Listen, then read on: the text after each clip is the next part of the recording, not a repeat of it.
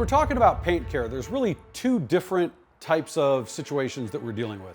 One is the above surface contaminants, and the second is below surface defects. Oh, don't burn that.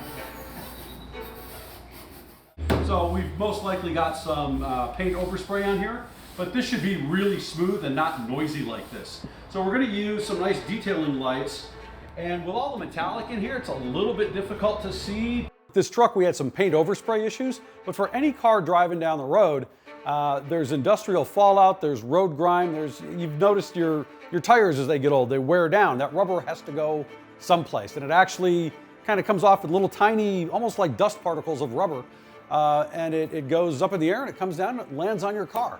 And if it's not removed soon enough, or you don't have enough wax on your car, it'll actually stick to the paint, so that even when you do wash the car properly, a lot of these contaminants remain stuck to the paint. This makes the paint feel rough to the touch, even when the car is clean and dry. Getting all those contaminants off the surface makes it actually easier to wax, and the wax will stay around longer because wax is designed to stick to paint, not to the dirt. Nobody actually makes a wax for dirt because that's just a crazy notion. And we removed this very simply and easily with a clay bar. And people see this at first and they're a little put off by it, but it's literally a bar of synthetic clay. One really big caveat with this is if you drop this on the floor, it is now trash. And what the clay does is actually kind of shave it down and hang on to it. It's a little tacky. And we use that quick detail spray as a lubricant.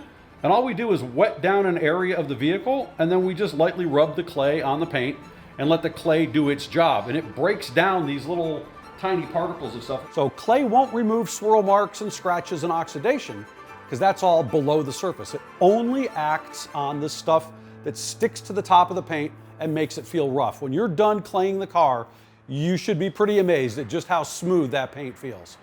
Nice and quiet, nice and smooth. We've clayed it, we've decontaminated it. So now we can get into doing whatever other issues we might need to address that are below the surface, and that's where we do a compound or a polish or a cleaner wax, depending on exactly what we need to correct and what the goal is with the truck. But this part's done, and it's quiet and smooth. Success.